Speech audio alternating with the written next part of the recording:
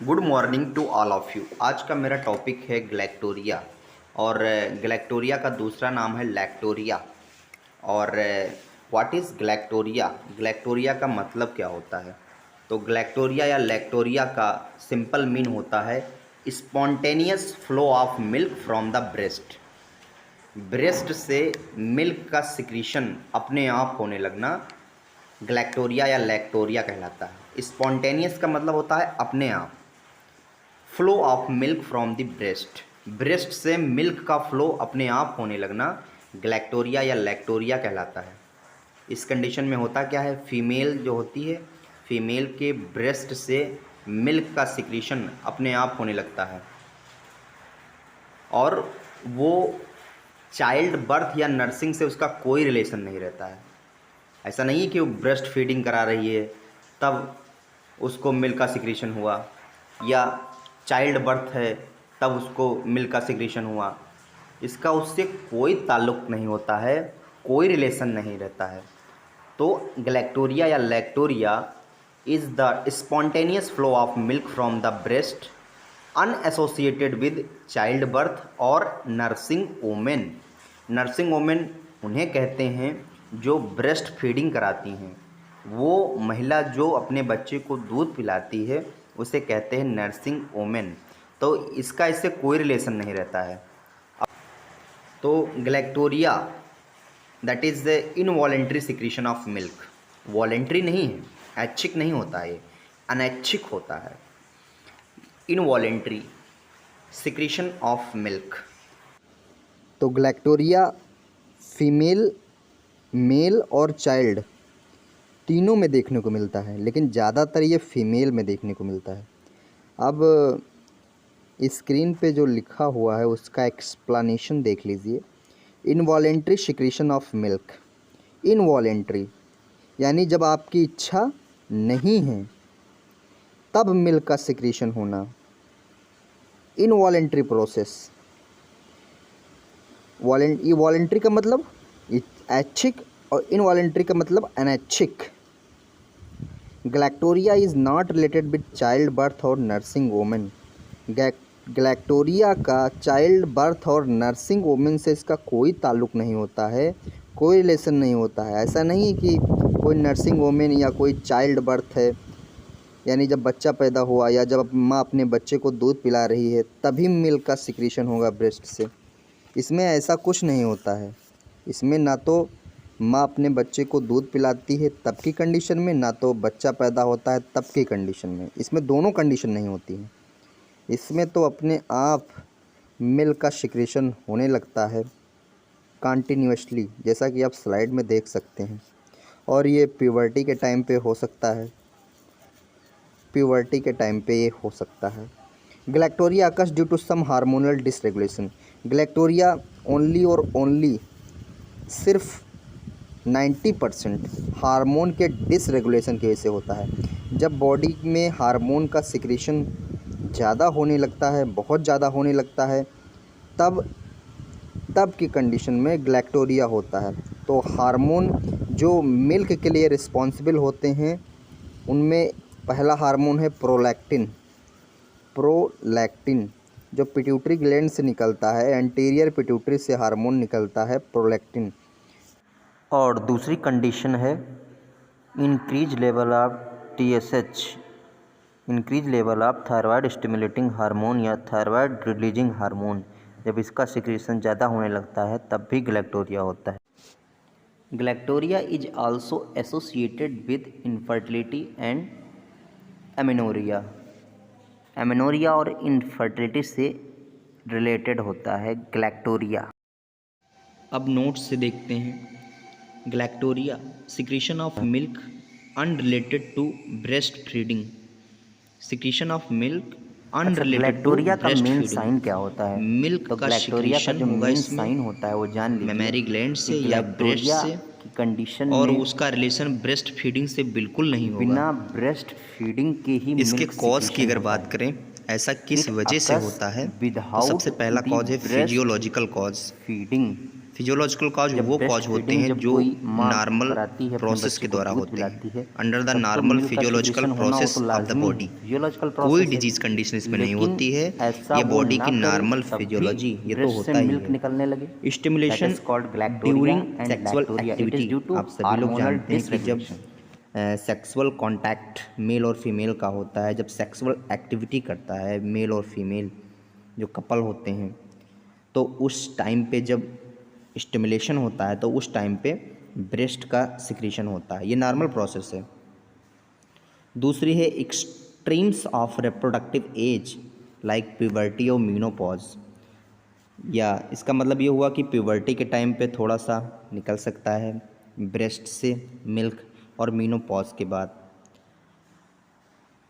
फिर कुछ ड्रग्स हैं जैसे oral contraceptive agent and oestrogen जो लोग खाती हैं, एंटी हाइपरटेंसिव ड्रग्स जो लोग यूज़ करते हैं, मेथाइल डोपा, एटिनोलॉल या क्लोनिडीन, या एंटीसाइकोटिक ड्रग जो भी यूज़ करती हैं।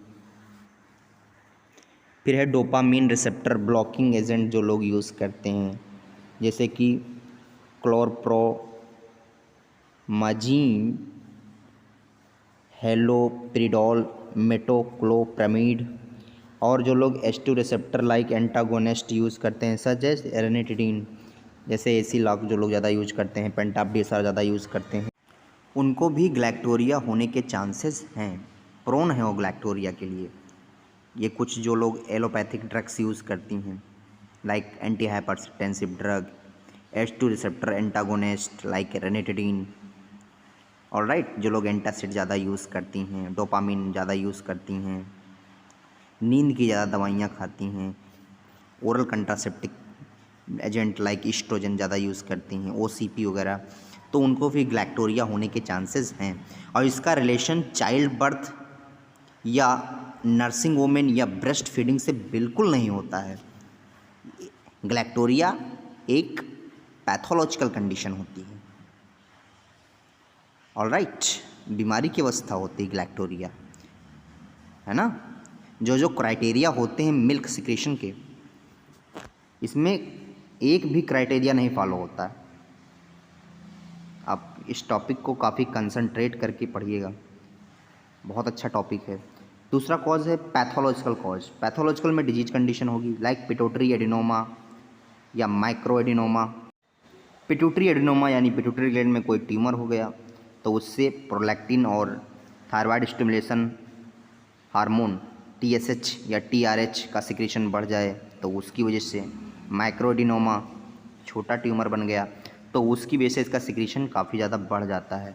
और प्रोलैक्टिन का सिक्रेशन और बढ़ जाना और थायराइड स्टिमुलेटिंग हार्मोन या थायराइड रिलीजिंग हार्मोन, इन दोनों का सिक्रेशन अगर बढ़ रहा है बॉडी के अंदर तो यही इंडिकेट कर रहा है ग्लैक्टोरिया को, ऑलराइट, क्योंकि प्रोलैक्टिन ही मिल्क निकलवाता है। ब्रेस्ट फीडिंग में प्रोलैक्टिन हार्मोन का सिक्रेशन ही जब स्टिमुलेट होता है, पिट्यूटरी एंटीरियर पिट्यूटरी जब स्टिमुलेट होता है तो प्रोलैक्टिन निकालता है।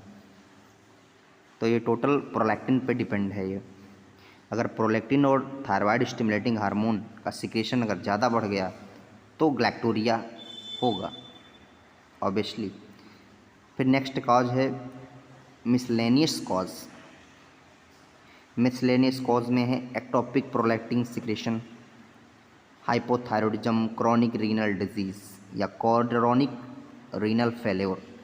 हाँ, हाइपोथायरॉयडिज्म के केस में भी मिल सकता है ectopic prolactin secretion, ectopic prolactin secretion के केस में, क्रॉनिक रीनल फेल्योर के केस में। तो ये कुछ कंडीशन थी, तो ये कुछ कंडीशन है जिसमें ग्लैक्टोरिया देखने को मिलता है। तो ग्लैक्टोरिया का मतलब हुआ, ग्लैक्टोरिया या लैक्टोरिया का मतलब हुआ spontaneous flow of milk from the breast unassociated with child birth and nursing women और breast feeding. Galactorrhoea is a secretion of milk in non-lactating period। Lactating period से इसका कोई रिलेशन नहीं है।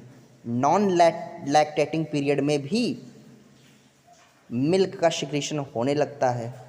भाई लैक्टेटिंग पीरियड में हो यानी लैक्टेशन पीरियड में हो तब तो ठीक है, कोई दिक्कत नहीं है अगर मिल्क का सिक्रीशन हो रहा है। लेकिन नॉन लैक्टेटिंग पीरियड में भी मिल्क का सिक्रीशन होने लगता है। तो galactorrhea is the secretion of milk in non lactating period. Cause की बात करें तो गैक्टोरिया में occurs dysregulation of certain hormone, कुछ हार्मोन के डिसरेगुलेशन की वजह से होता है, या तो हार्मोन का सिक्रीशन बढ़ जाता है उसकी वजह से। मोस्ट इम्पॉर्टेंट कॉज तो यही है कि हार्मोन के सिक्रीशन के बढ़ने की वजह से गैक्टोरिया होता है, और कुछ हार्मोन के घटने की वजह से भी गैक्टोरिया होता है। हार्मोन का सिक्रीशन अगर घट गया है तब भी गैक्टोरिया कॉज करेगा। तो hormone causes most frequently associated with galactorrhea, और इसमें कौन कौन से हैं, जैसे हाइपर प्रोलैक्टिनीमिया, पहला हार्मोन। प्रोलैक्टिन हार्मोन का लेवल जब बढ़ जाता है तब ऐसा होता है, जो एंटीरियर पिट्यूटरी से निकलता है। थायराइड कंडीशन, जैसे थायराइड स्टिमुलेटिंग हार्मोन का सिक्रीशन जब बढ़ जाए, या थायराइड रिलीजिंग हार्मोन का सिक्रीशन बढ़ जाए, तो गैक्टोरिया की कंडीशन डेवलप होती है। कोई इसका एग्जैक्ट कॉज नहीं पता है। 50% केस में तो इसका कोई ऑब्वियस कॉज या एग्जैक्ट कॉज पता ही नहीं चलता है, और 50% केस में पता चलता है। टाइप की अगर बात करें तो पहला फिजियोलॉजिकल और दूसरा पैथोलॉजिकल गैक्टोरिया। फिजियोलॉजिकल गैक्टोरिया और पैथोलॉजिकल गैक्टोरिया।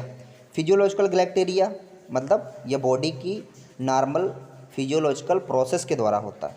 गैक्टोरिया में found certain physiological condition, for example stimulation of breast during sexual activity, puberty के टाइम पे, मीनोपॉज के टाइम पे। ऑलराइट, दूसरी कंडीशन है पैथोलॉजिकल कंडीशन। तो पैथोलॉजिकल कंडीशन में कोई ना कोई एबनॉर्मेलिटी डेवलप होगी, तब होगा। जैसे आप जानते हैं कि लैक्टेशन के लिए प्रोलैक्टिन हार्मोन का प्रेजेंस होना बहुत ही ज़रूरी है। प्रोलैक्टिन की रिक्वायरमेंट होती है लैक्टेशन में, ब्रेस्ट फीडिंग में, मिल्क निकलने में, दूध निकलने में। मिल्क के सिक्रीशन में प्रोलैक्टिन हार्मोन काफ़ी इम्पॉर्टेंट रोल होता है, जो ब्रेस्ट से मिल्क को निकलवाता है, प्रोलैक्टिन। तो उसकी रिक्वायरमेंट बहुत ज़रूरी है, और अगर इसका लेवल बढ़ गया, अगर ये ज़्यादा अमाउंट में निकलने लगा तो गैक्टोरिया होगा।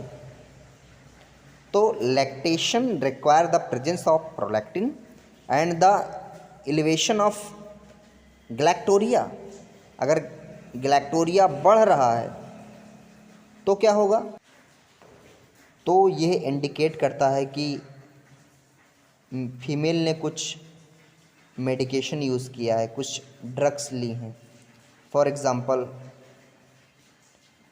मेथाइलडोपा, OCP, anti hypertensive drug, antacid में ranitidine, opioid, antipsychotic drug, serotonin, ये सब उन्होंने रूटीन में लिया है।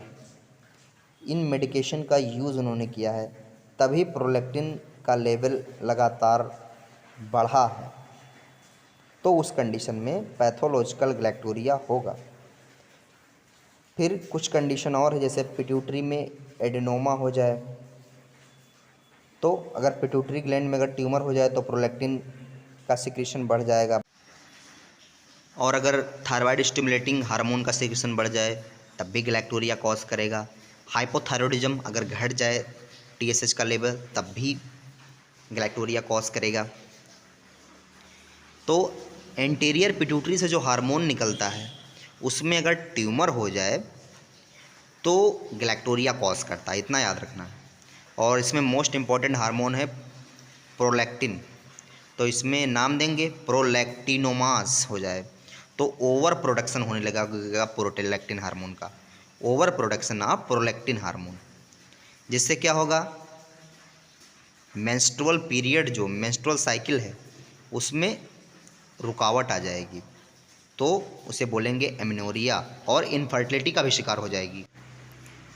तो अगर प्रोलैक्टिन हार्मोन का प्रोडक्शन अगर ज़्यादा अमाउंट में होने लगा, ओवर प्रोडक्शन ऑफ प्रोलैक्टिन, तो मेंस्ट्रुअल पीरियड जो है, मेंस्ट्रुअल साइकिल जो है उसमें सिसेशन हो जाएगा, उसमें स्टॉपेज हो जाएगा, तो उस कंडीशन को बोलेंगे एमेनोरिया। तो इसका क्लिनिकल मैनिफेस्टेशन है गैलेक्टोरिया या लैक्टोरिया का क्लिनिकल मैनिफेस्टेशन है एमेनोरिया। और अगर एमेनोरिया होगा तो इनफर्टिलिटी तो होगा ही, इनफर्टिलिटी का शिकार हो जाएगी।